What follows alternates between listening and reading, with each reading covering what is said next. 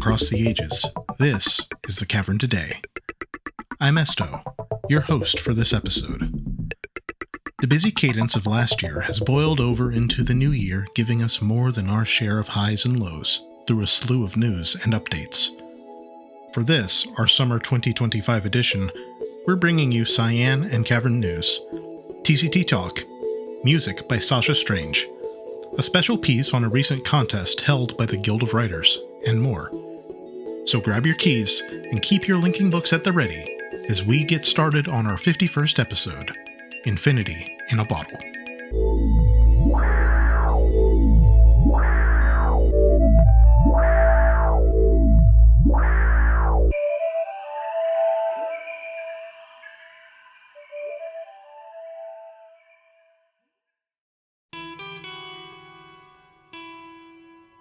Greetings, citizens. This is Dalken Starbyne bringing you your summer 2025 edition of TCT News.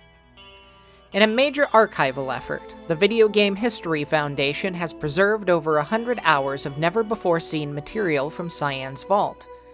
This includes early footage, developer interviews, and other rare content from the creation of Myst, Rime, and more.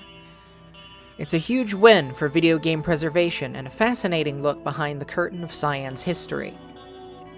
The fourth Rapid Age Development Competition, or R.A.D 2025, took place earlier this year on February 8th. This challenge invites restoration teams and writers to prepare and age in a short span of time using current community tools. The 2025 theme was the Pod Age, and once again the creativity on display was impressive. If you haven't yet explored the entries, I highly recommend checking them out through the Guild of Writers and Guild of Messengers websites. In a blast from the past, longtime Cyan mole Spider returned in March, teasing new work from Cyan. This quest has led us through digital detritus, teasing unseen journals, leading the community to speculate on their origin.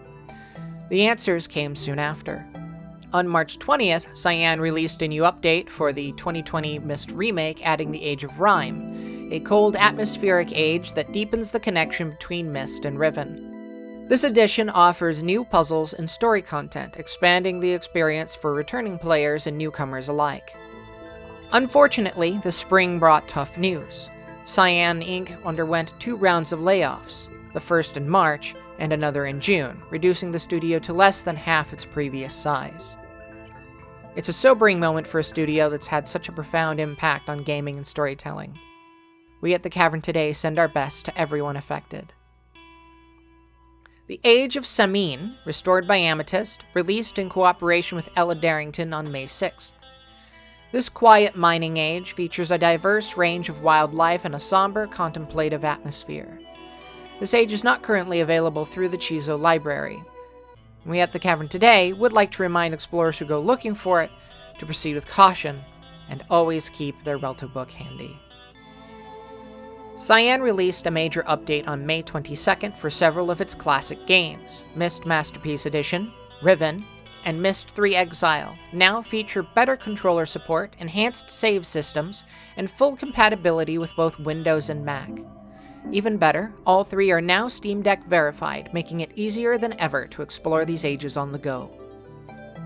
After a long wait, Firmament was released on PlayStation on July 3rd. This important console release opens the door for more players to experience the world of Firmament. On July 10th, Cyan released the first 3 Myst novels, The Book of Atris, The Book of Tiana, and The Book of Denis, digitally on Amazon Kindle and Apple Books. This compilation features updated text that is sure to keep the lorehounds begging for more. Whether you're diving into them for the first time or revisiting your favorite, these books are a must for any Myst fans' collection. Finally, the annual fan gathering for all things Myst and Cyan is headed to Atlanta, Georgia this year. The event will run from August 1st through August 3rd at the Hilton Garden Inn, Atlanta Buckhead.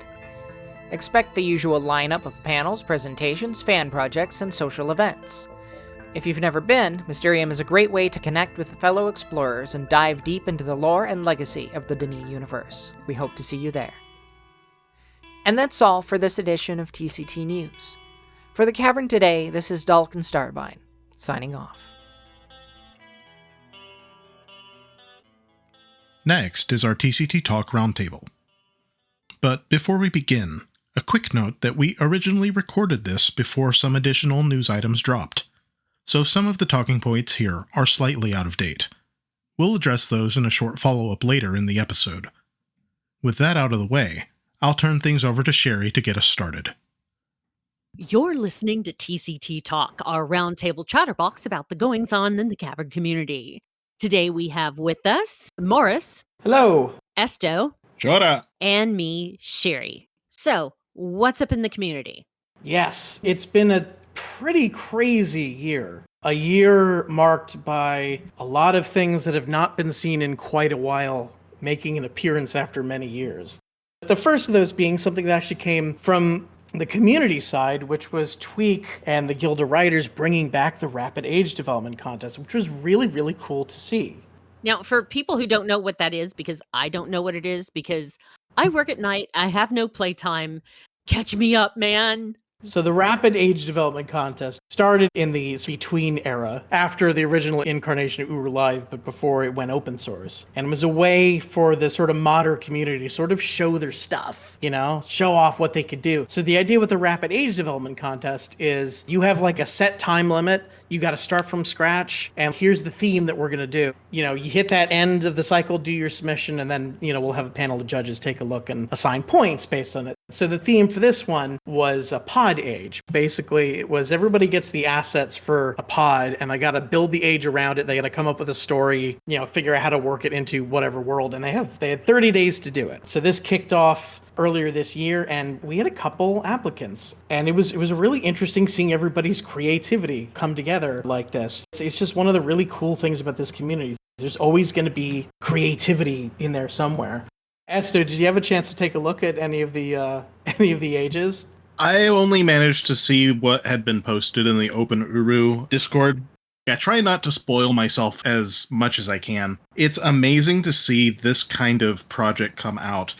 It's been like 10 years since the previous Rapid Age Development Contest, who we covered all that time ago, the winner of which was Trebivdil. Our very own Mowog did a piece specifically about that way back in the day, so make sure to listen to our backlog for our coverage of our previous Rapid Age Development. But in that 10 years, it's amazing to see the kinds of things that are available, that are possible using the tools that we have now. Mm-hmm. But yeah, so these were great. We had, I think, 5 people submitted. We had Philip, Semj, Amethyst, Jurius, and Tweak all had submissions for this. And they all had very different and cool sort of concepts, right? Semj, in keeping very much with her interest in archaeology and that kind of thing, for her pod, the idea was that Denis had created this in sort of a world and then sort of forgot about it, but then over time a civilization had developed around the Denis pod that they had put there, which I think is just such a cool idea. Very 2000 Space Odyssey. Oh yeah, thought that was really cool. Amethyst had a really beautiful one as well, and Jurius, who won with Sankep, did something that I thought was really, really fabulous, which is if you have a client where it can run the EAX effects, it'll do the reverb effects too. He snuck that in there as part of the age definition. Now, I think I'm maybe one of the only people who noticed that, because I pulled a build of Deledrius's draft of the client that has the EAX effects put back in, but it was still I heard it and I went, oh. It was such a nice little detail, hearing all your footsteps echo, and it was just such a beautiful little detail. That's, of course, the thing about these pod ages is they made the pod age files and then published them online for people to download. But in order to sort of visit them, you sort of had to load them into a local client, and then using the latest version of the sort of Huru client from GitHub, sort of connect it to a dummy server, for instance, Destiny, which is basically just a dummy server so you can test offline stuff, and then just sort of load these files in and then explore. That's basically the only way to really do it, right now. But that was how they were judged. It was part of the stipulations was this has to be able to run in this particular client because that's what we're trying to target. But that's how it was distributed. It was just okay, you get the files, build the client by pulling it off of GitHub, and then load the files in and then take a look and see what you think. just seeing the creativity for everybody is really, really great. You know, Tweak, of course, built on the pre-existing lore of Fahetz by making this the underwater pod a new location within Fahetz, which is really cool. Tweak is always great with the lore, you know, it's a little lore book and how it fits into the ongoing story with Fahetz, which is great. It was just really nice earlier in the year seeing the community come together and do something really, really creative like that. You know, it really just made me smile seeing how much creativity there is here. And I think that's just so awesome. Well, I mean, Agreed. Explorer-based initiatives are nothing new. Nothing new in our Cavern community, and they are Uru's lifeblood. Exactly. You know, and I've been toying with my age idea for a while, and it's one of those things. It's knowing where to go, how to get in touch with this community. The Cavern lives and breathes. It just depends on what we put into it. But man, I'd love to see some of them. There are a few pictures, but I really didn't see anything, so I'm kind of sniffle and I'd like to see. I think folks thought it made sense to really communicate this as a community win, right? That this is something that's actively happening and really showing off what folks in the community were doing. But a lot of feedback that I saw, you know, when these things got posted to Facebook and stuff is, oh, how do I visit them? How do I visit them? And that's the problem, right? Because we can't just put these online without the whole point of the Rapid Age Development Contest is done very quickly with not a lot of QA. The idea is how quickly can you put something together? So it's not something that can go right to the Moolah, unfortunately. It's really the type of thing where no, you got to take the files and check it out yourself, unfortunately. That's the, you know. Yeah. It really does take me back to the Alcugs days when, well, I mean, Alcugs was convenient for doing that, but it was essentially the same thing, right? Where you would basically have to download the age specifically to go load that into your Uru CC client at that time. Yes. And see it. That was actually how we saw fights the first time.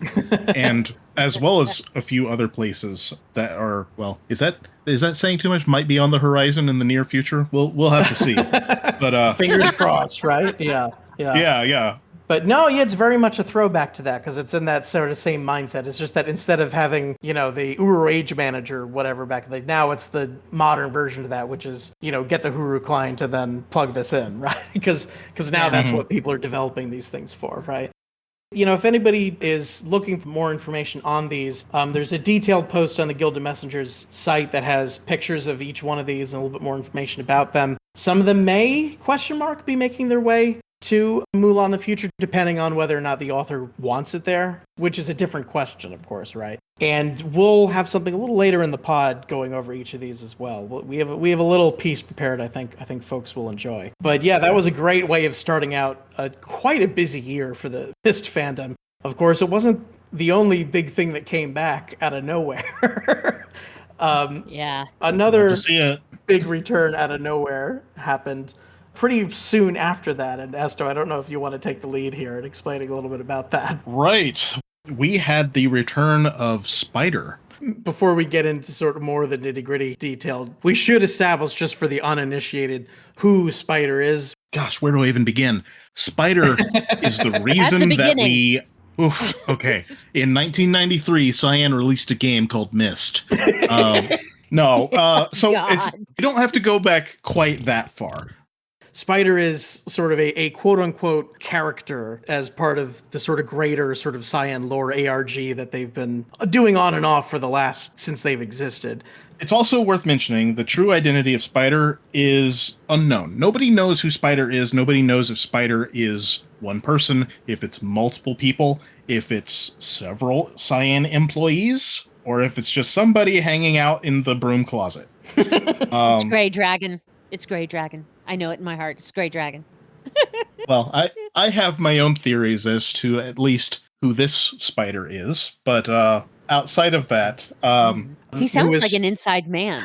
He does. He sounds like an inside guy. Essentially, that's what he is. Yes. Spider is this Cyan insider who has been feeding the community information about what Cyan has been working on. Without Spider, we would probably still be looking for Riven Easter eggs. Spider was critical in our discovery of what became Uru discoveries, too. In fact, the pre-after quest would have been completely missed if it wasn't for Spider's involvement. There was a moment when all the clues had been present to begin the pre-after quest in Mysterium 2001, and nobody noticed. For 6 months, nobody noticed that the clues were out there, and it was Spider who ended up updating his website with the hints that brought people back in to find the map coordinates. But I did a whole segment. You could go listen to that. I'm not going to reiterate all of that information. Okay. Well, I'm going to say something very shameful. I don't know anything about pre-after, and I listened to your segment, and the pieces wouldn't add up for me, so I was kind of like still kind of fuzzy. So we're going to have to go do that later because I really Long wanna see story that. short, people went into the desert and found stuff. Did they hop the fence? No. Is this like, the what did they call it? The Zandy Mobile? Is that all that too? They, in real life, found these spirals that were hidden all throughout the desert, the actual desert in New Mexico. Oh, Yeah. okay. Wow. Yeah, no, listen to that segment again, because everything that I talk about that in is real. Like Zandy. Oh God, I thought that was all of that's real. a game. Oh my God. No, that's all real. That's the amazing thing about pre-after. All right, yeah, push me so I can fall over. Boom. Jeez. All right. This is part of the thing that Cyan did so brilliantly with all that buildup, is it's real life and this lore bleeding into each other in a really strange and delightful way. Yeah. Also, while we're on that note, right, I think we might have mentioned it at some point, but pre-after is, in all likelihood, the first ARG that we've seen. Like, it predates Hello Bees, for example. Nice. For those who know what that is. Spider, super important for all of the discoveries around that time. Spider then kind of vanished for a considerable amount of time. Came back a bit during the abduction firmament era. As far as I know, we kind of dropped the ball with that particular puzzle because it never went anywhere. At least we never figured out what Spider was pointing at. We've talked briefly about this, Maurus. Is this worth mentioning? I had an interesting conversation with the community earlier this year. It was in late January. We were discussing Spider and his vault, where things that he had revealed to us were enshrined. We were talking about the final reward in Spider's vault, which I won't get into what that was, but a member of the community made the comment, "I miss Spider." And my response was, he's still here. But he's been very quiet since March of 2019. And of all people, Stone, Cyan Discord moderator, steps in with this giant question mark and was like, "Really?" And at that point, I found myself in this question where I was like, "What have I done?" Like, what of all people to be asking me why I think that Spider is still around? This is not the one that I thought would be doing that. So, long story short, my answer was essentially, well, the Discord profile is still here. It has been silent for many years, but absence of evidence is not evidence of absence, was basically what I ended up saying. To which Stone said, interesting. And then, essentially, like, weeks later, Spider started posting in the Cyan Discord with his typical intro text. Every time Spider shows up, always says the same thing.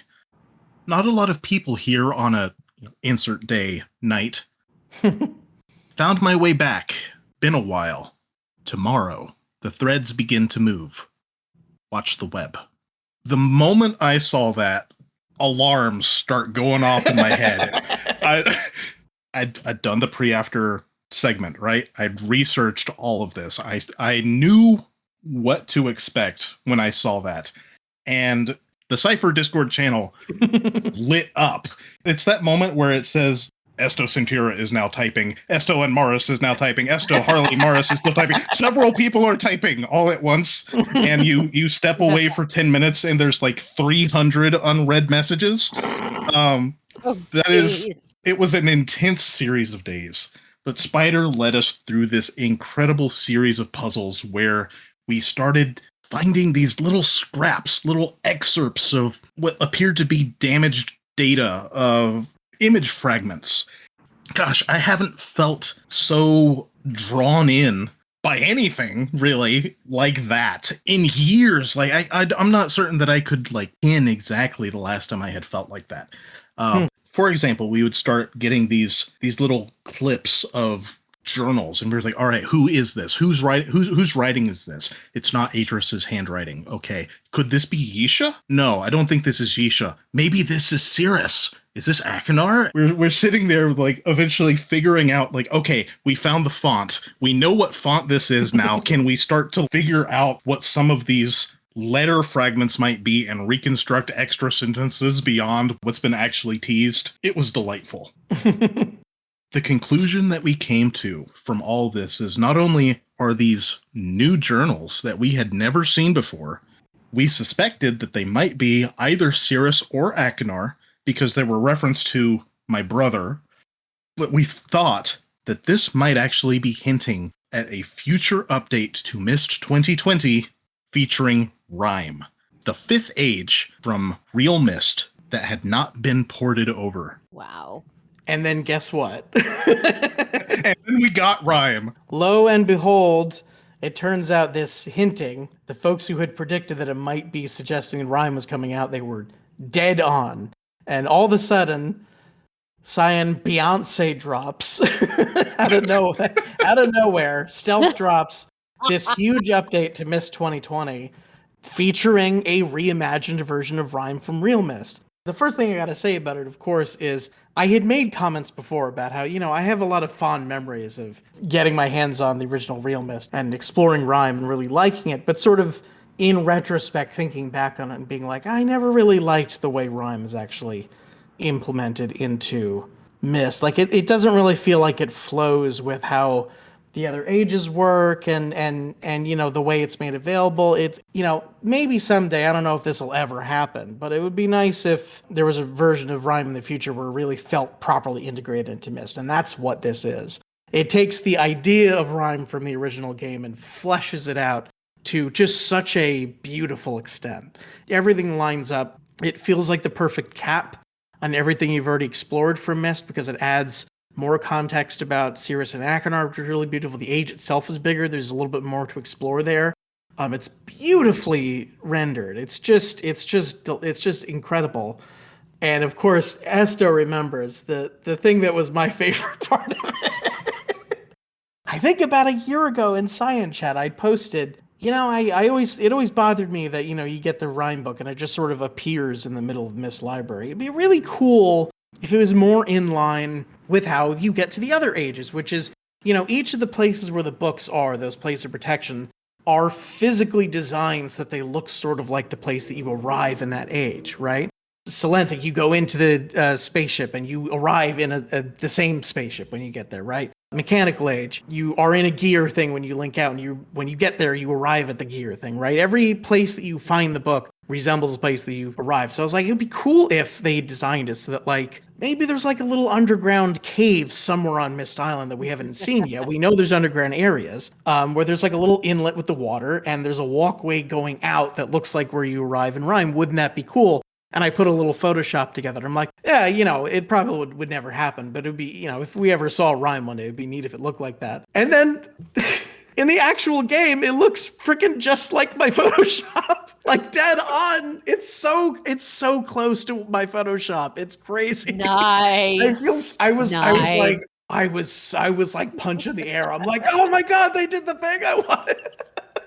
Yeah. Oh, man. So when I saw that, I immediately thought of you, Maurus. Like, I immediately saw that, and I was like, Maurus is going to be so pumped about this. I was so pumped. And it looks so good because the vibe is so cool. It's such a good vibe to tease this area that you're about to go to. If the area around it is a little bit mysterious, right? And that's how it feels. It feels great, and it looks super cool. And I'm just chuffed. I was just so chuffed with that. And then stepping from there into Rime itself, just seeing how much they had expanded it. You got to do a little bit of a foot journey before you actually get to where he used to be. Mm-hmm. Not to get into too much into spoilers, but there's a bit more of a build-up, sort of getting into the age now, which is neat. It feels great. There's like a flow and an arc to exploring that age now. And the work that went into it is just remarkable. And of course, those Cirrus and Akinar journals, which of course Shumla worked on. And I appreciate the fact that even looking at the handwriting, I can see that she tried in much the same way as the journals that she worked on for Riven. We got her touch there of like her attention to detail, which is incredible, of trying to get that handwriting as close to like those journals from Myst 4, because it looks pretty close. We've seen how Akinar writes. We've seen how Cirrus writes. She's captured that really, really well. And I love the attention to detail that went into all that. Learning a little bit more about their relationship with Atris, and it was clearly a work of love putting this together for everybody and putting it out for free, which I didn't think would happen either. But oh my gosh, I really loved it so much. I remember briefly after the release of Rime, Claire Hummel with Shumla had posted on Blue Sky about how she has written for now Atris, Gen, Catherine, Cirrus, and Akinar. That she has become Myst at this point. I don't know. Wow. I made some kind of comment about how, there's only one left. So we'll see where that one goes. See, for me, there's Rand, who's basically like Yavo. And then there is the handwriting of Yavo, which is Claire Hummel. It's like Shumla for the win. I'm sorry, she is my favorite artist in the world. Shumla the Watcher. Yeah, dude. When I met her at Mysterium, I literally started crying. I was like, oh my god, I'm such a big fan. Seriously, dude, I totally fangirled over Shumla and Moiti Jean. I'm still dabbing like Gen, man. That's crazy. I mentioned this last time we had a talk, and I'll say it again, which is, I think it was very clear how her sort of fingerprints were all over the new Riven, and her fingerprints are all over this Rime update as well. Anything that Shumla does, I'm just tuned in. Is there a new t-shirt? What? She did all those punk rock posters, and Shumla is a goddess. That's all I'm going to say. I'm going to leave it right there. So I think it is important to note, we need to think about the history of where we are right now and where we have been. Because while history doesn't necessarily repeat, it does rhyme. And it's worth noting that the last time we got Rime, back in 2000, we also got a boatload of Easter eggs. We learned about these Easter eggs thanks to Spider, once again. And those clues gave us two important ones, Vika and Huevo. Those Easter eggs were some of the first glimpses that we got for what we know today as Mula. I still remember in the image that brief shot of what we now know as Teledon. For like just a second, you can see Teledon in there when it's trying to like calibrate an image, which was so cool. I loved that. I was sort of hoping, much in that same way, the imager in the new version of Rime would have some similar Easter eggs for, whatever's coming down the line, which they're being very secretive about. I think it may. I haven't found any yet, but I think it may, because not to spoil anything, but there was a book viewer in the original Rime, so I feel like it's not out of pocket to say that there's a book viewer in the new one. Yeah, the original Rime came out in 2000, so I think the statute of limitations on spoilers there is, Yeah. So of all of that, not only is there a book viewer, there are several books, right? All those books are tied in very closely into the final puzzle of that age.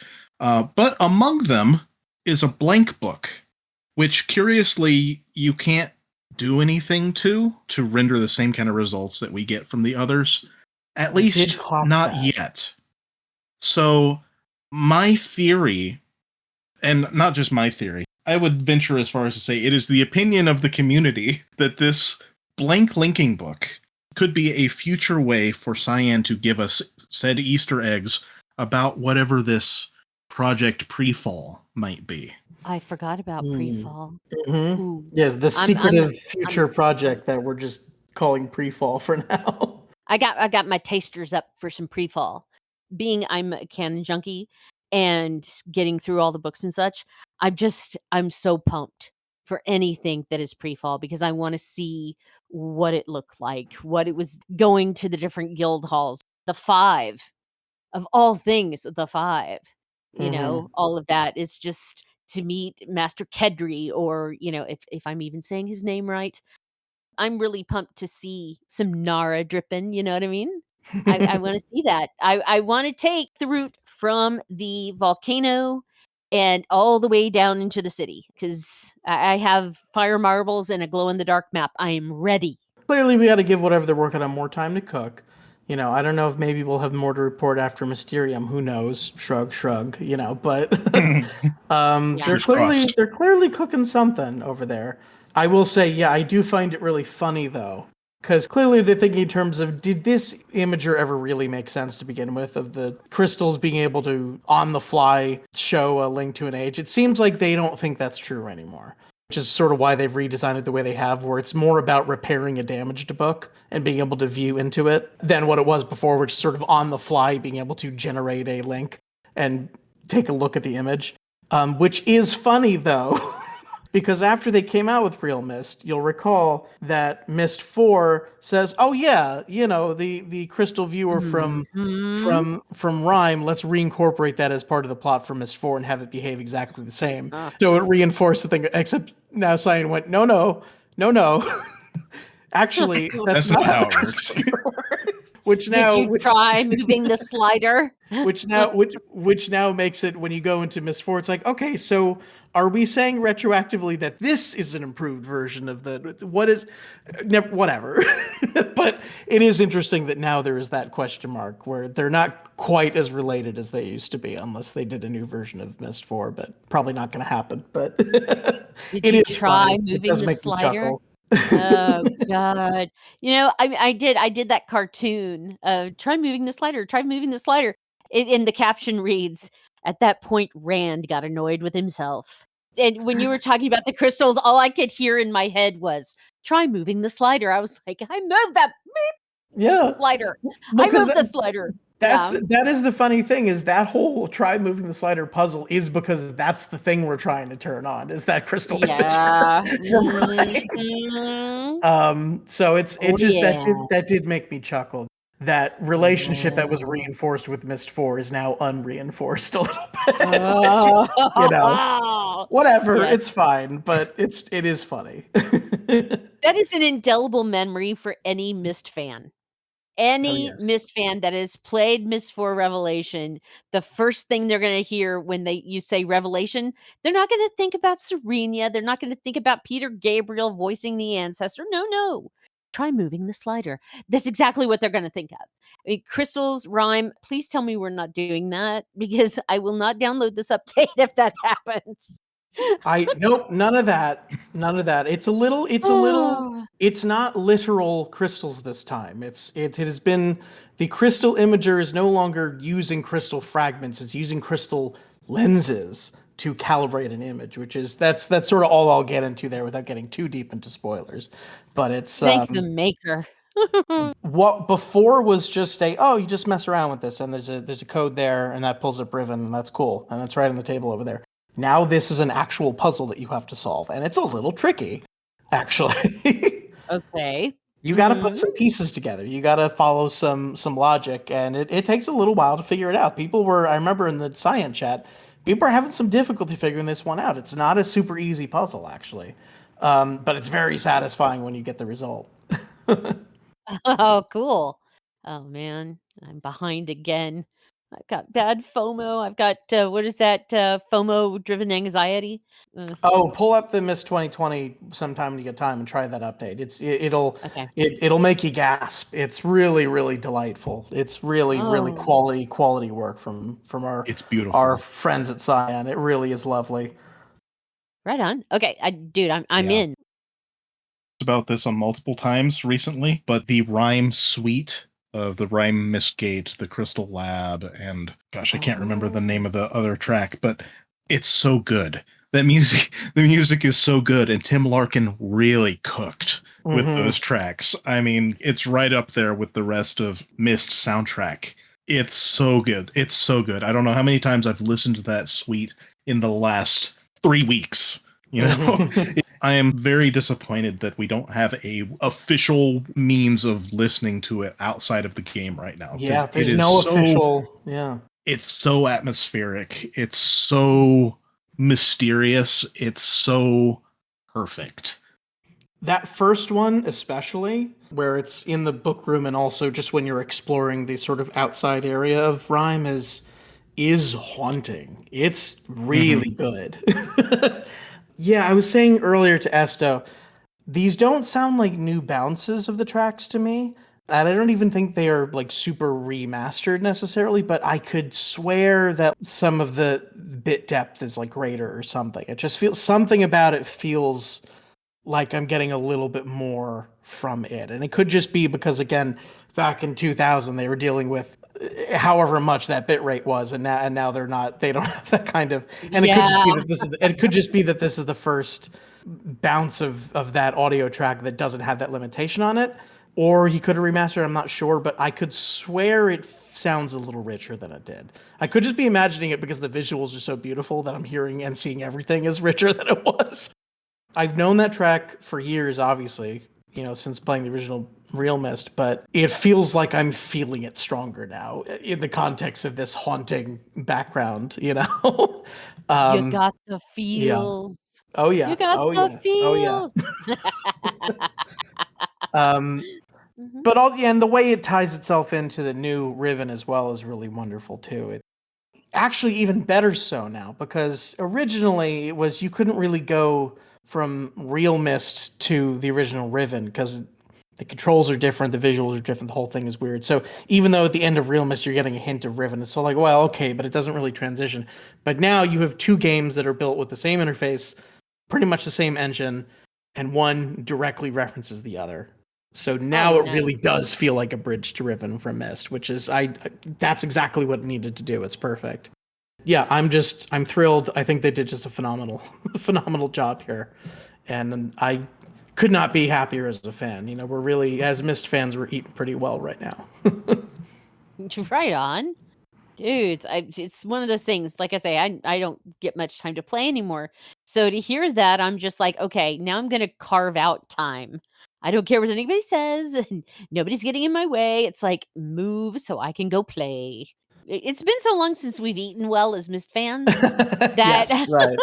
We've been eating well as Myst fans for a while. Mm-hmm. Like, is this real? Is this real life? Like, we had Riven. We got that Rime update, which oh my god, it's so good.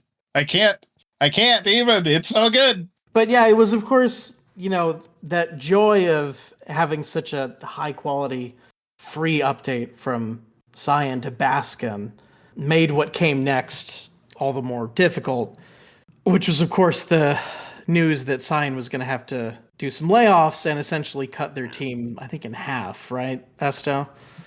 Yeah, I don't remember the exact number now, but it was a significant number of people, a number of Cyan employees that we count as friends. What I will say to Cyan's credit, they did something that I don't think I've ever seen another company do, which is just completely vouch for those that they had to let go by saying, these are world-class artists and programmers. If you are a game developer looking for somebody with this kind of ability, they need this right now because these are amazing people and we hate to see them go, but that is unfortunately the state of the games industry right now. It's very volatile. Yeah. Yeah, and it was tough to hear. Unfortunately, it wasn't a huge surprise based on, what we heard about Riven. Obviously, a lot went into it, and it doesn't look like there was too much in the way of sales numbers, unfortunately. To be honest, it feels like the word wasn't really getting out about it, because I'm still running into people that are like, oh, you remember Riven? They're like, oh, it was my favorite game. And I was like, they remade it like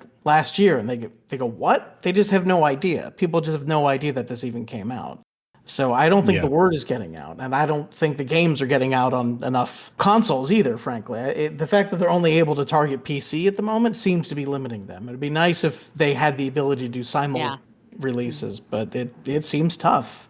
This was something that R.A.D had mentioned in last year's Mysterium during the State of Cyan. And they had talked about the performance of Riven, and he said the initial numbers were great. The Myst community is probably the most loyal community that I've ever seen. We go to bat for Cyan every single day. Okay. And so we had this absolute flood of sales right out of the gate when Riven came out. We were trying to push that as far as we could, but from what they were saying, it sounded like those numbers just didn't continue how they were needed. As a result, they knew well in advance that they were going to have to make some difficult cuts to the team in order to keep going. Yeah. What bothers me and this is just my personal opinion, it bothered me that Gray Dragon was one of the people that was laid off. And for me, that's Cyan Ventures. That's what he was doing. And without partnerships, without reaching out, it's kind of like cutting off your nose to spite your face. And so I had to say, I did have some objections about that just for the company's health. A lot of people fell on their swords too. And that was just to me absolutely heartbreaking because Cyan needs support. And it's one of those things, either the marketing didn't do it right or it's just the lack of the amount of ways you could digest it. Now, if they put Myst on mobile, shut up. It's over. They put Riven on there, shut up, it's over again.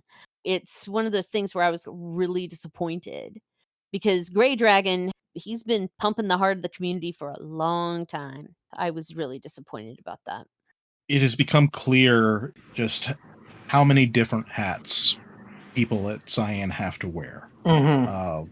And, more power to them. I don't think I could say enough good things about the people that we've met at Cyan. Just the kindest people I've ever met. And you won't Period. find a set of more talented and skilled professionals under one roof. Agreed. I also Agreed. think it is important to remember that, as unfortunate as these layoffs are, these were an unknown fact that they were going to have to deal with. Cyan has made that adjustment. This is not a reason to panic. For those who have been in the community for a long time may remember 2005 and the layoffs that Cyan had to make at that time. At that point, Cyan having to lay off pretty much everyone. My understanding is that they were down to 2 employees as a result of that, and that was because of the whole fallout of Uru getting shut down along with Oh God. we could do a whole cast just about that. But I do think it is important to note this is not that. Right. We are not Right. seeing Cyan having to file for bankruptcy or shutter entirely. That they're taking it in stride and moving forward. And hopefully we've got great things on the horizon. Yeah, as far as we know, the pre-fall project is still full steam ahead, and there's no reason to assume that has been delayed or canceled at all. As far as we know, that's all still in effect. That's all still on the road. It's just a matter of them having to make some very unfortunate cutbacks in order to make that continuing to be a reality. I mean, I give another comparison, a project I was really looking forward to is I really liked Night in the Woods by Scott Benson's studio. I thought that was a beautiful little game. And they had been working on a follow-up project to that. And they hit a reality where there were just too many people on their team had unfortunate health issues. And it was just like a straw that broke the camel's back where like they just couldn't proceed anymore. And so the whole studio shut down and the project's canceled. And that was really unfortunate to see because I was really looking forward to that follow-up and what that would look like. But that's not the situation we're dealing with here at Cyan at all. It's not anything like that where the whole thing sort of collapses in on itself. It's more like a controlled demolition, so to speak. Exactly. Hang on. Go back with me a little bit in time. Didn't Cyan hire all the people back that they laid off at one point? They have a history of doing that.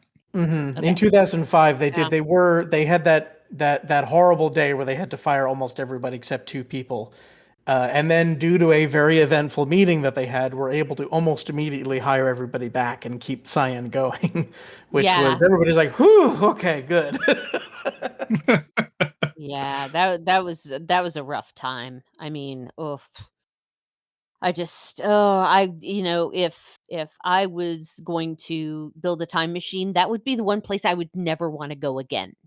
Yeah, That is the one place because I mean, I always liken having PTSD to being on a time machine that takes you to only the places that you never ever want to go again. And the community we're pretty traumatized. I mean, we have been through up, down, sideways. I honestly think that Uru was created to train the faithful. Because for all of us, I mean, we have hung on through everything. It's up, it's down, it's up, it's down, it's up, it's down. We have gone through it all. We do have a little bit of world trauma. can't remember which world got shut down. But there was one that I was playing and it was shutting down, and I was just like, okay, we know the drill. Okay, everybody hold on to this. And do you have everybody's phone number? Do you have email addresses? Do you have everything? Okay, very good. Have we sent out emissaries? Do we know what to do? And it is. We're just so traumatized that we've seen this. And so we're all just like, okay, ratchet in the seatbelt and okay, here we go. Hands up. Mhm. Roller coaster, it's that moment. So I have faith in Cyan. I have, faith in Eric and in Hannah and in, of course, Rand and Robin and everybody there. I really wish they would give us, some tools to help them get the word out. If we need to wear t-shirts or have a Riven day and have everybody do something. It's because I've been wearing my Riven t-shirt. It's very comfy, and I get comments on it every day I wear it. It's awesome. Very nice. my office feels like a meat locker every day. So what hoodie do I have on? My Myst hoodie. And they're like, what is that? I'm like, it's Myst. Go play it. What am I wearing? I'm wearing my Myst baseball cap. I wear my age 5 cap. My dog. Oh no. Then remember we had the great caps that came from Fangamer and they had Myst that had a gradient kind of on it. So it was really, really pretty. My dog ate the little button off the top of my hat. She didn't eat it. She just pulled it. Yeah. Oh, oh, you have no idea how just, oh my God, because they don't make those anymore. So No, yeah. I got into the Cyan store. Because why? Because the Cyan store is love. Everybody go to Cyan store and buy something because support Cyan. I went and got one of the new hats that's got the Cyan logo on the back, but it doesn't have the gradient letters. And I'm just like looking at the dog going, look, if you weren't 7 months old, oh, you'd be in so much trouble. But she's a puppy. So we have to love the puppy. But I tell you Of what, I almost course. killed the puppy at one moment because I was like, okay, there are some things in my universe that are sacrosanct. My teddy bear, which is almost 50 years old, my computer, all the cords that deal with the computer, she lays a lip on a cord and it's over. And then number 3, all of my Myst memorabilia, do not put yeah. a paw on it. And you see the little mouth opening like she's gonna bite it, and I'm like, I don't think so. And she's like, oops, you saw that? So I'm like, yeah, go steal my sandals, go touch other things, but do not touch my Myst stuff. It's hysterical because I love my dog, but she nearly died that day. Anyway, keep going. I could definitely vouch for. I recently picked up from the science store the mug that has all the little images of Shumla's Riven achievements all over it. I was in the market for a new mug. I love that mug. I think it's great. I think it's a great little design. I think it's my favorite mug that they have in the store right now. Frankly, I think that's a great design. So I think, say, folks, if you're in the market for a mug, I highly recommend it. I think it's a great little mug. To be honest, I have kind of a complicated relationship with Uru, right? Because on the one hand, I obviously love it, or else I wouldn't be here. I wouldn't be working on this with you guys. But in some ways, I like rue its existence, right? Because part of me is like, man, as much as I love Uru, and like I got Uru, but Uru was always going to be cursed from the start, right? And if they hadn't done Uru, I wonder what that version of Cyan would have looked like. Because the reason Cyan is the small sort of studio that is today is because they aren't the bigger studio that they were when they were working on Uru. And I wonder what that version of Cyan would have looked like if they had done something else. I want to see Dirt.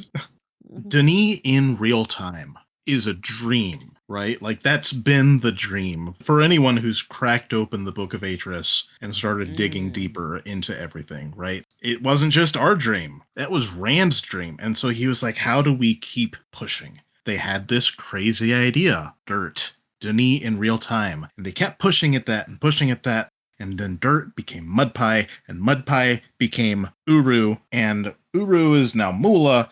But there is that question. What would it have been if we had just kept it as Dirt?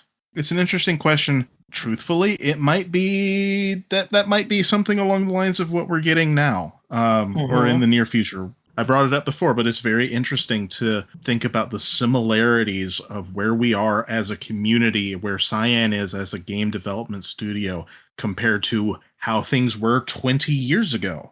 We've had the release of Myst, we've had the release of Riven, and now we've got something new. Yes, it's something else with the little trademark next to it. How long have we been saying that it's something else? Well, I think something else TM was what Myst 5 ended up being. Right. I remember they were Okay. hinting at that there was something else TM coming, and I think something else TM ended up being Myst 5. I think Okay. is that right, Esto? I think that's what that I code name think that was. timeline lines up. Yeah, Yeah. I think it does. I guess you're a resident historian now, Esto, In because I many mean, ways, yes, you are, aren't you? yeah, I'll take it. yeah, I'll take it. he's our resident archiver now. I'm so used to something else trademark. If anything new comes out, it's like, oh, that's something else trademark. The other one that I see frequently is soon trademark, right? But I Yes. mean, that's more of an open Uru thing. hmm We love Cautiously seeing optimistic. soon. Cautious Soon. optimism, of course. We love That's that that's Rawa, man. still a T-shirt in the in the Yes. cavern, which actually kind of is a good transition point right there, because the next thing that happened is the community came together and dropped another update to Moolah in the spring, with new updates to a couple ages, and of course a new age from Amethyst called Sameen. There's an interesting point there because it is Sameehn, which I sort of was digging through because I was trying to figure out how to pronounce it for this podcast. And I was going back through the linguist pod to see where Amethyst was talking with the linguist to see if he figured it out. And I think it would be more correct to pronounce it Sameen if we're doing it the way sort of Denis would do it. But I think everybody just likes saying Sameen, and I think that's also fine. Samian? Tomato. Oh no, Tomato? that's that same thing. Tomato. Yeah, but it's more the point of you get the little twitchy eyeball, and you're just like no, because somebody's going to pronounce it wrong, and if somebody pronounces it wrong around me, I'm like I get a little bit hyper. But whatever, man. We got a new age. I need to go and see it. Because that's the whole situation, right? Where, like, if that's what everybody calls it, is it wrong? Right. So it's not a True.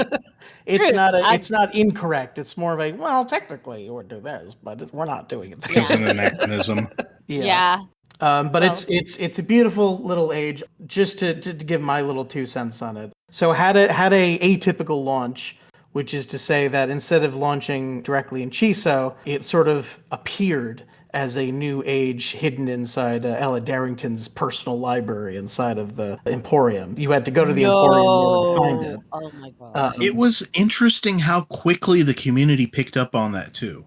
Because there was the announcement, oh yes, this age is coming, and it's not going to be hosted in Chiso. And then almost immediately everybody knew that meant that it was going to be accessed through Ella Darrington's book room, which I remember there was a lot of discussion. How are people figuring this out? People in this community are far too perceptive, I think was the conclusion.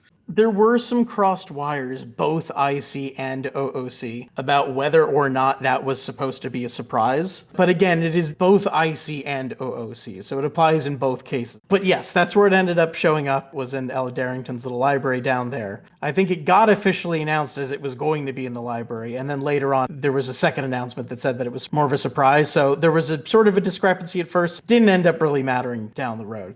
It was a lovely new little update. Amethyst, I can tell, put a lot of work into having there really be a sense of life in this little age. There's all these little animations everywhere. There's like butterflies that flitter around and these bugs and stuff. And even off in the distance, you can see in the sort of the skybox around it, these little animals moving around in the distance by taking little objects in the skybox and moving them around. It's just such a cool little detail. So this little quiet, sort of almost somber feeling sort of mining age, but it's teeming with all this little life because there's all these little details everywhere. So I really thought it was pretty phenomenal work. It's definitely a vibe for sure. Yeah, it's always delightful to see output from the community. And, this was no exception. Really, really liked seeing that. A couple little fixes. This is a smaller update, so it wasn't enormous. Couple little fixes here and there. That bridge is finished in Fahet's High Garden now. That's no longer under construction. That's now completed and can be explored. And man, it looks beautiful, because of course it does. Well, I mean, that's Tweak, isn't it? Yes, exactly. Yeah. It's one of Tweak and those his things. Guild of It's Restorers Tweak. make quick and beautiful work. Yes, exactly. It's one of those things. If you say Tweak, it's like, oh yeah, it's going to be great. Never mind. Every time there's always a little update in High Garden, I always go check that journal to see if there's any new lore that Tweak has added. I didn't see any this time, although I did see stuff moved around on that desk, which is really interesting. So you can take a closer look at all the little newspaper clippings now. Those are now UI objects you can zoom in on, which is neat.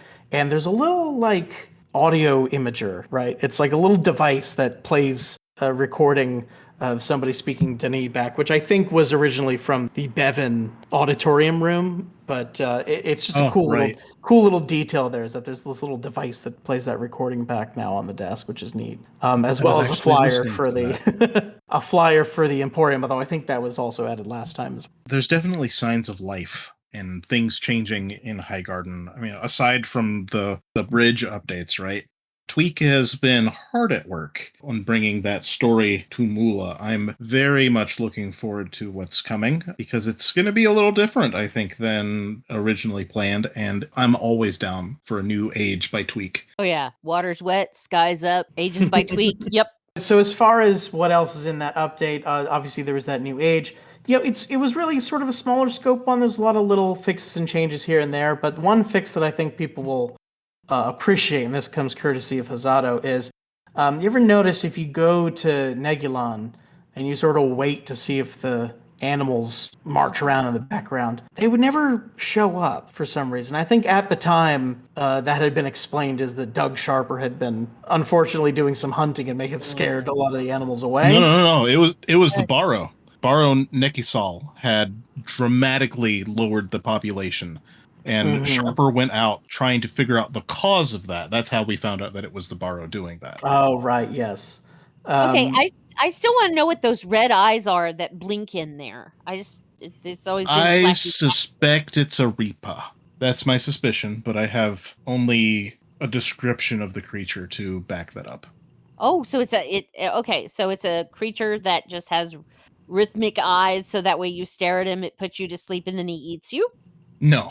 Okay. No, I don't think so. The Reaper they're kind of like what you would get if you took a gorilla and mashed it up with a scorpion and then removed all of its hair and gave it lizard skin.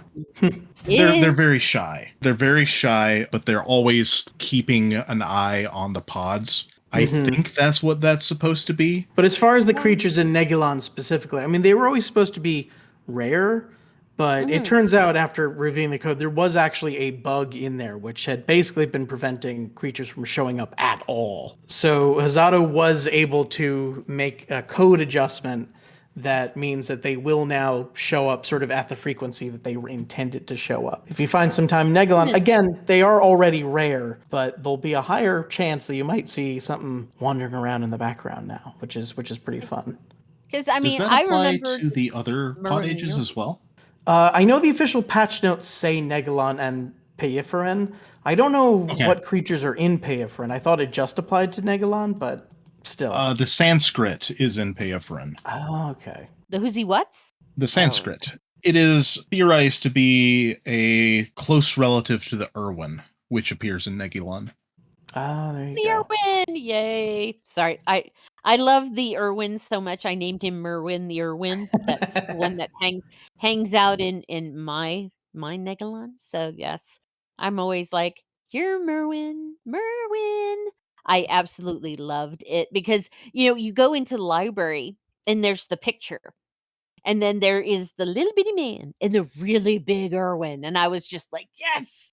And at the time, I thought they named him after Steve Irwin, that was murdered by never mind. So, sorry, I didn't want to give stingrays a bad name. Anyhow, but stingrays are dead to me. They killed that man. They're dead to me. It's on site. Oh God. No. But I thought they did. I thought they named him after Steve Irwin, but no. It's an Irwin that lives in Uru, so I'm okay with that. In any case, the final little bit of business as far as recent news and the greater Uru communities, of course, that we did hear from Cyan again. They have some new builds of the classic games out now, which has been pretty cool to see.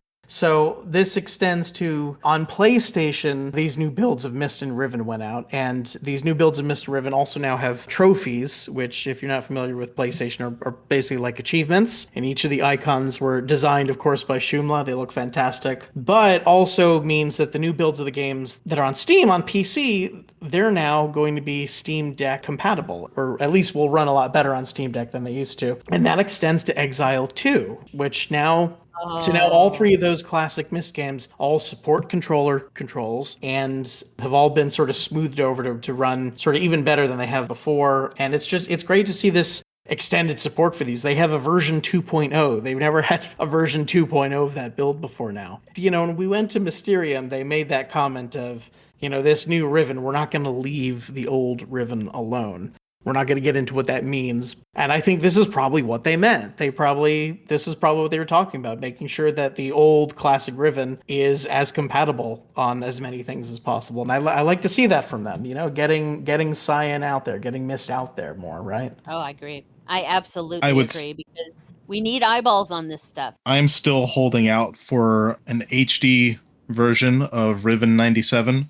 Particularly because of the efforts, Video Game History Foundation. There we go. The Video Game History Foundation, with their digitizing of the Cyan Vault.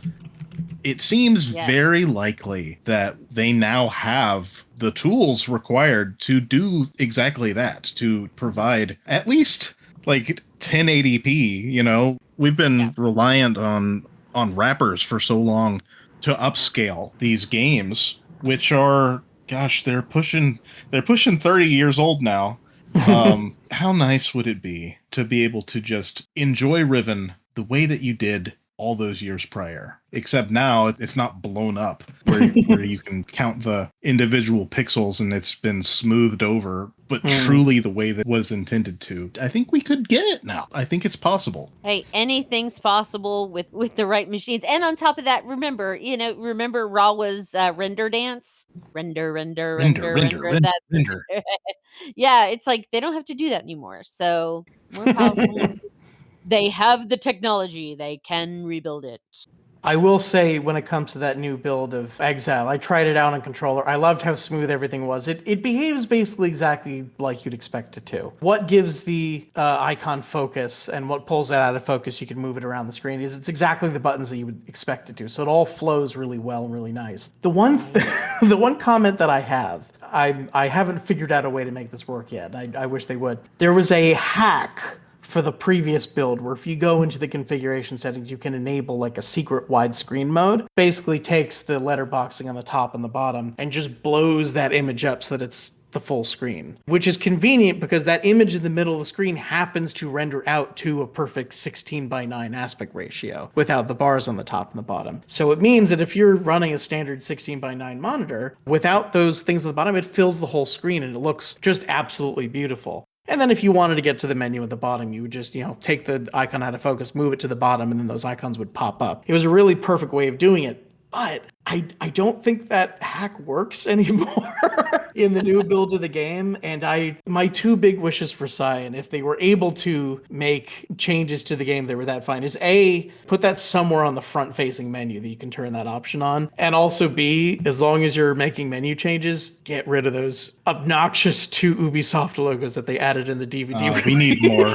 We need more exactly Ubisoft logos plastered all over that game. Because the original one had one Ubisoft logo at the bottom. Then the re-release that they put on DVD added 2 more on each side of the book. There's no reason for them to be there. They're just there for no reason. No.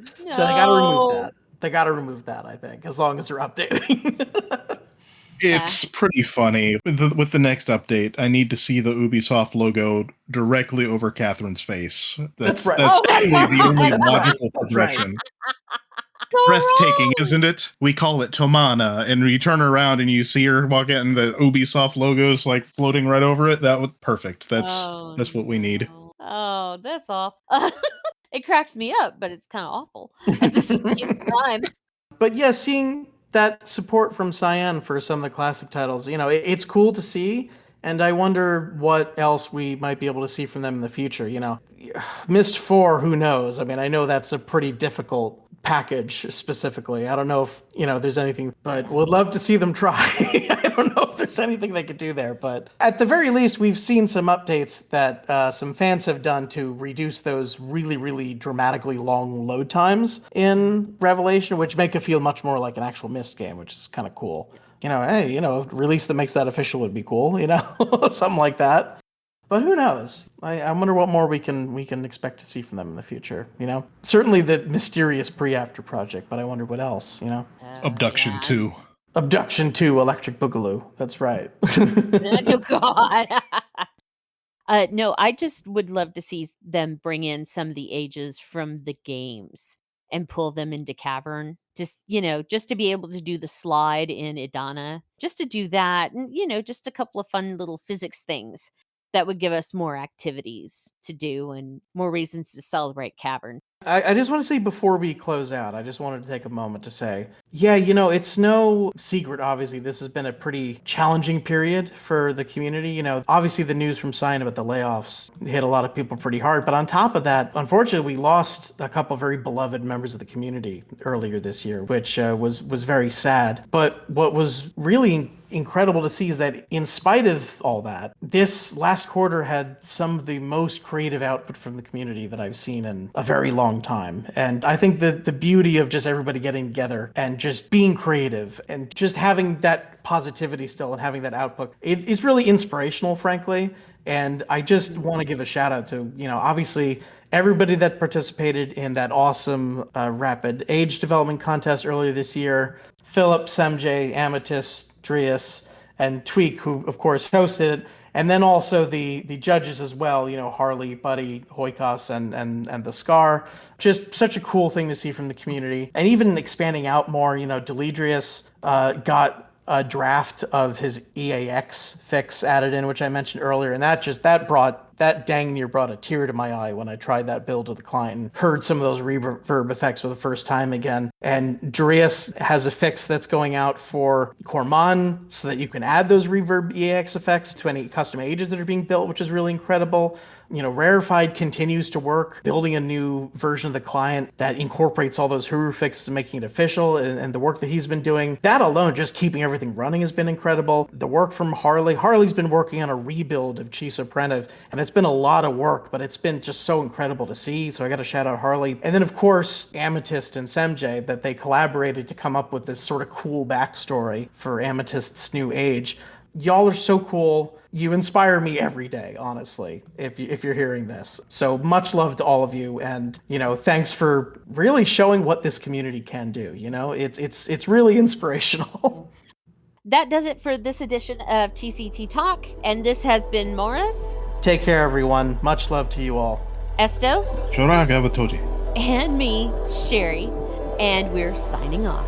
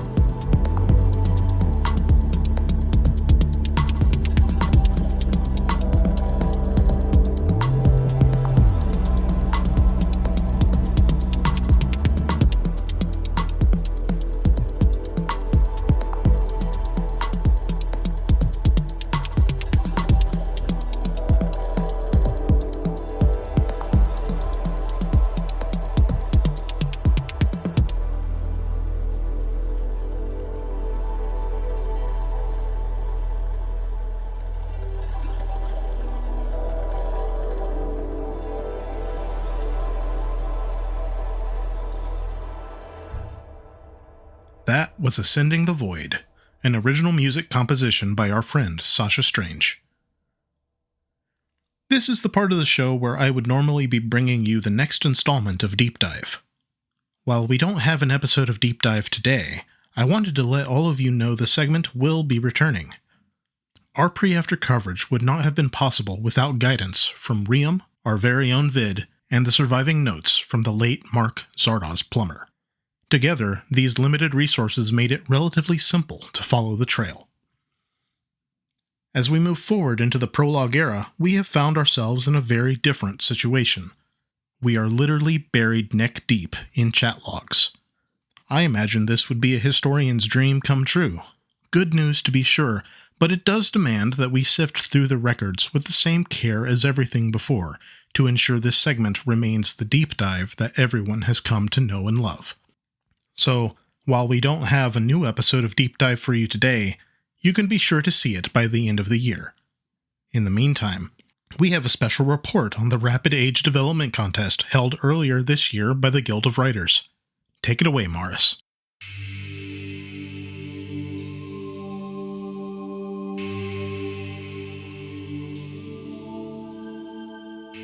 In January 2025, the Guild of Writers announced that, for the first time since 2008, they would be hosting a new Rapid Age Development Contest for the community to participate in. The Guild of Writers hosted the first Rapid Age Development Contest, R.A.D, or R.A.D for short, back in March of 2008, with two others hosted later in the year.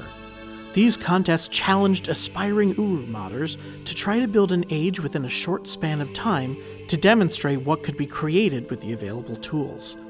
These contests were well loved by the age writing community and produced a lot of interesting and diverse worlds, some of which even ended up later becoming part of Mula itself.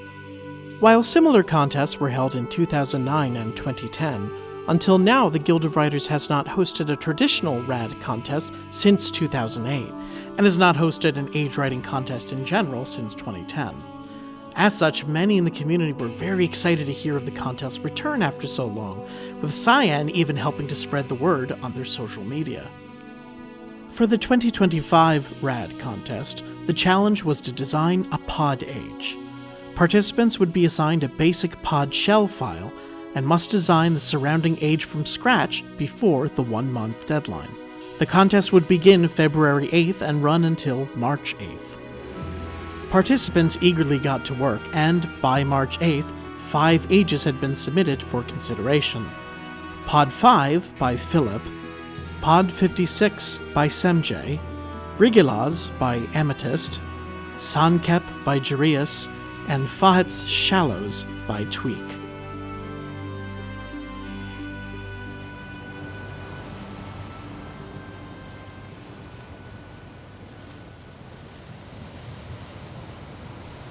Pod 5, created by Philip, has sat abandoned for an unknown period of time.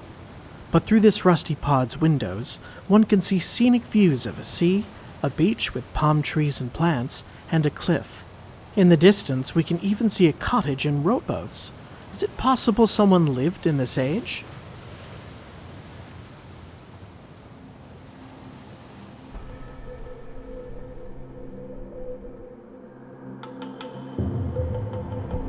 Pod 56, created by Semjay, was originally installed in an empty desert, but over time caught the attention of an indigenous population.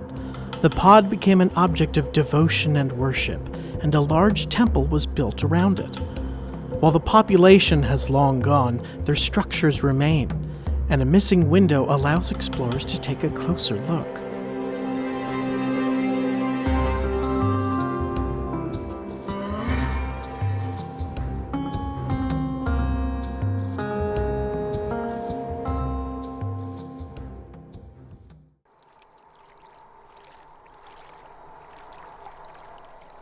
Rigilaz, created by Amethyst, is situated on a small island out in a bay near the main Rigilaz landmass in the main pod age, representing pod number 9 in the age.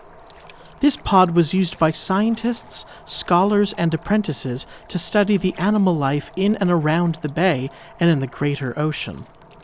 Unlike other pods in the Age, the Rigolas pod has custom platforms, a doorway, and even a small rest area.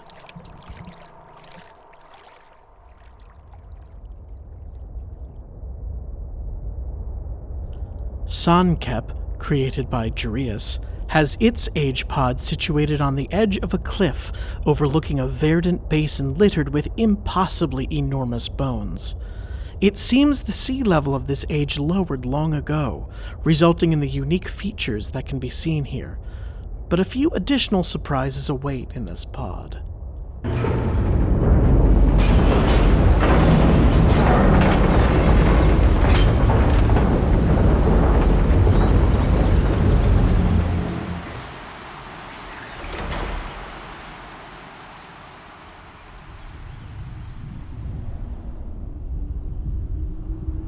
Last but not least, Fahet's Shallows, created by Tweak, is set in Tweak's Fahet's Age.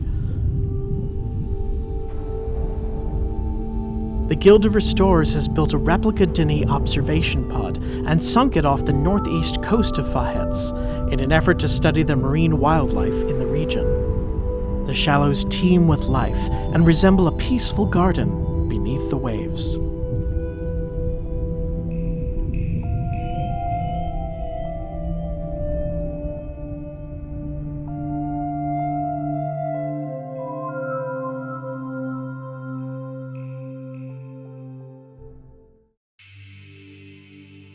Between March 8 and 11, a panel of judges consisting of Harley, Buddy, Hoikas, and the Scar evaluated each submission based on a number of different criteria, and after the final scores were tallied, Sonkep by Jarius was announced as the winner on March 11th.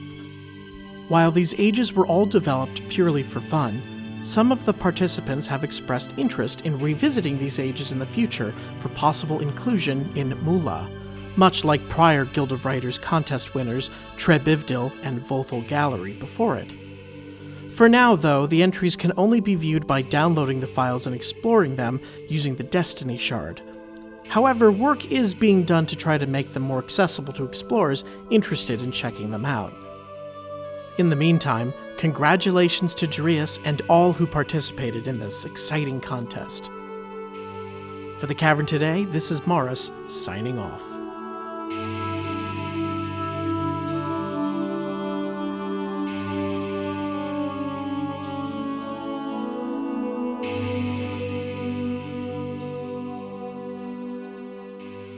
Thanks for that, Maurus. I don't know about the rest of you, but just listening to that report made me feel like I was actually there. For our final segment of this episode, Maurus and I bring you a brief addendum to our earlier TCT Talk to address a few additional news items. Hi folks, Maurus and Esto here. When we first recorded our TCT Talk segment, we did so right before some other pretty big announcements hit that we thought it was worth taking a little bit extra time to discuss after the fact.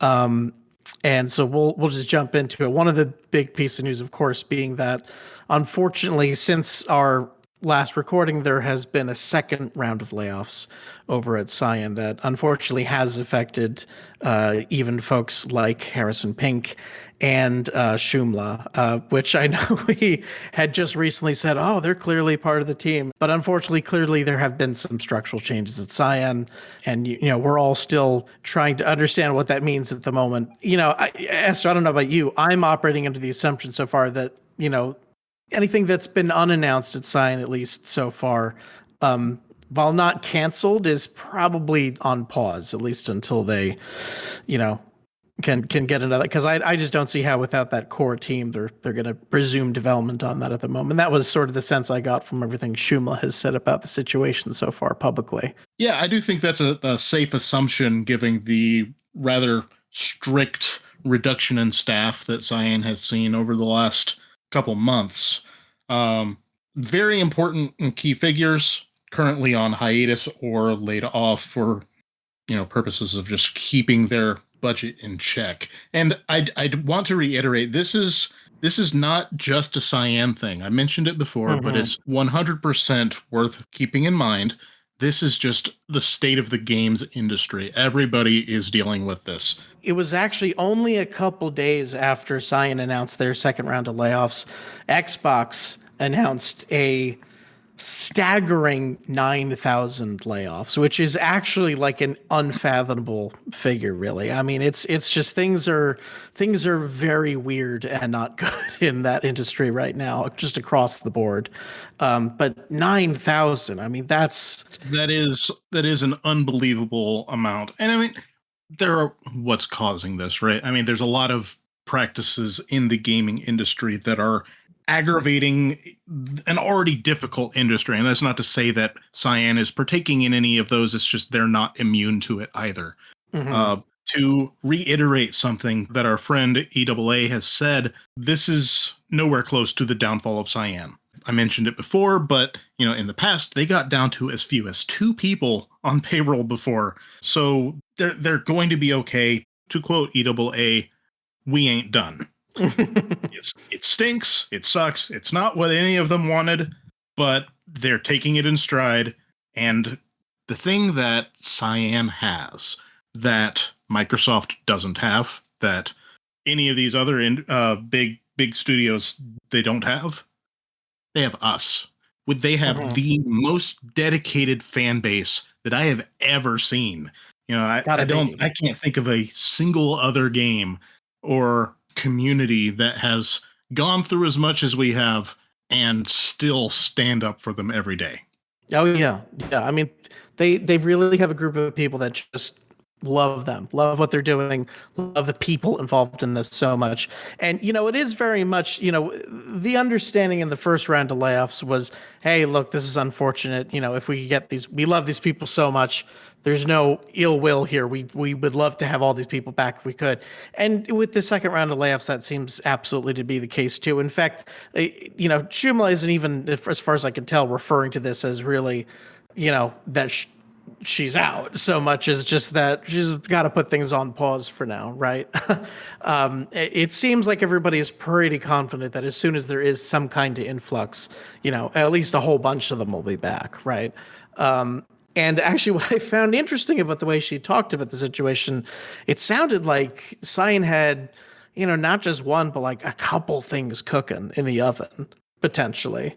And I'd love to one day figure out what those all are, but it sounds like they had a lot of ideas that they were currently working with at the moment. And I just hope that they all get the opportunity to really let that creativity flourish at some point, So the question then becomes, how can we help? What's something actionable that we can do as a community to make sure that we are supporting Cyan in all of their future endeavors? And the truth of the matter is we have to be their word of mouth.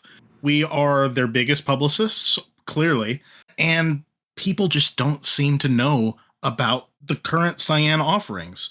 Mm-hmm. I don't know how many people I've spoken to within the last year who, I'll be walking around with my Riven t-shirt on and they're like, hey, I remember that game. I loved playing that when I was a kid. I was like, well, they remade it like last year. And they're like, really? I had no idea. Mm-hmm. So the word just isn't getting out, and we need eyes on Cyan because the work they're doing is world class, and they deserve every chance in the world. Absolutely.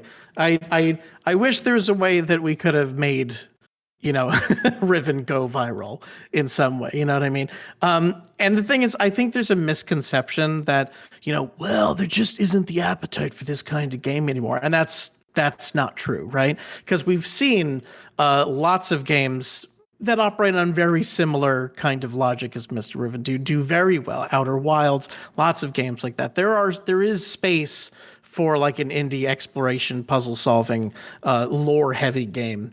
There is this place for that niche. It is here. It does exist. There is an audience for it. It just needs to get to them. is the thing. 100%. I might even argue that there's more of an audience for it now. It's just that even the previous audience isn't aware necessarily that things are cooking. So we need to make sure that we get that out. Now, this kind of leads us perfectly into another bit of news that we got. A little better, some good news even. Yes. What we can do to support Cyan, their upcoming projects, their next projects, whatever it is they're working on. And to that, they just dropped the news that not only have they continued updating all of the texts for the Myst books, but they have now published all of them digitally as the Myst trilogy. It's a digital omnibus containing, and I quote, the first 3 Myst novels.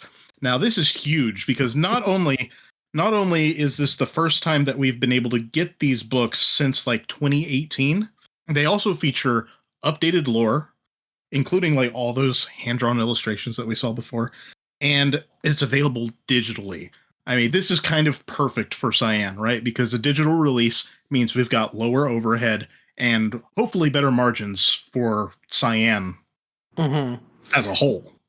So the re-release of Book of Atris got a full. I mean, obviously you and I have the Mysterium edition from 2 years ago, but I know they later went on to do a full release of that as well. I'm going to assume probably the original plan was to do a full hardcover release of the other 2 as well, and maybe just given the current situation, just getting them all out as quickly as possible. No overhead is probably the safer move at this point, if I had to guess. Either way, though, I'm happy to have it. I'm happy to have that available. And I would definitely recommend all of our listeners, hey, it's there. It's on Kindle. It's on all the ebook apps. Go pick it up. It's, go reread them. Go see what's changed. Go see what's there to explore. And it's just, at least one small way you can show your support for the good folks over at Cyan at the moment. So definitely go pick up the new ebook of the Myst trilogy and, tell your friends about Riven if they haven't heard about it yet. If we could get some of those numbers up for them, that would be lovely as well.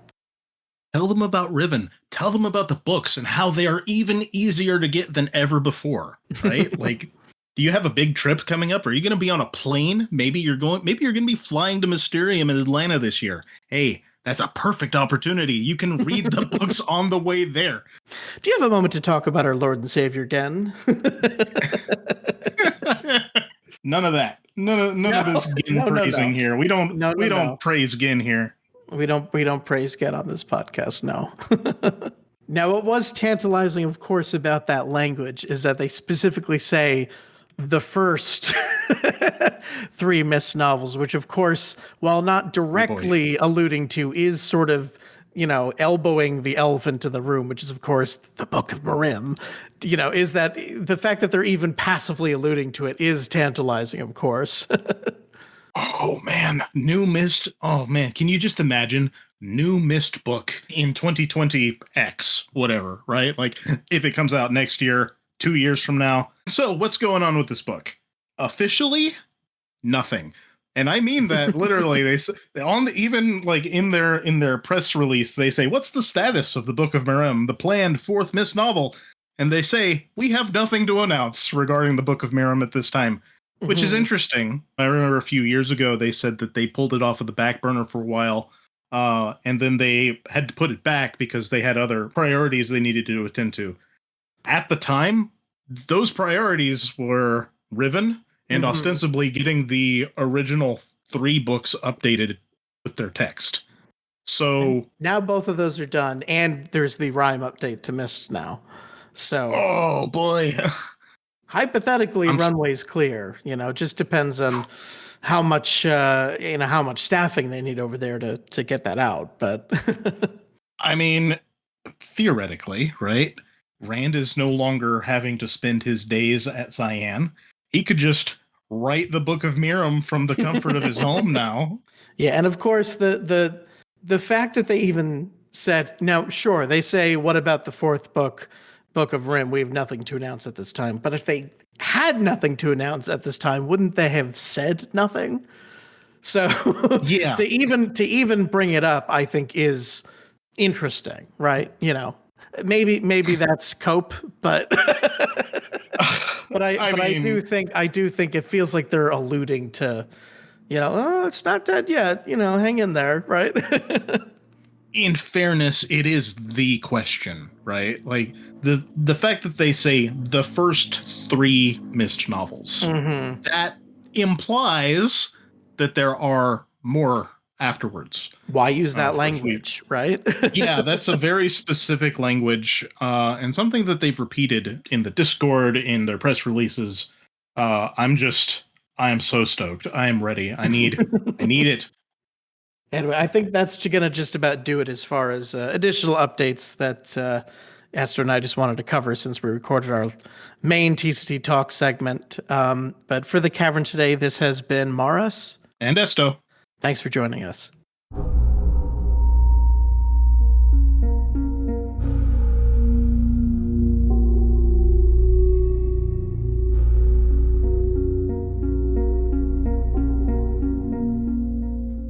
That brings us to the end of our Summer 2025 edition, Infinity in a Bottle. This episode of The Cavern Today contains trademarks and/or copyrighted works of Cyan Incorporated. All rights reserved by Cyan. The Cavern Today is not an official Cyan product and is not endorsed by Cyan. The Cavern Today is a Guild of Messengers affiliate. For more information and Cavern news, visit guildofmessengers.org. For The Cavern Today, this is Esto, signing off.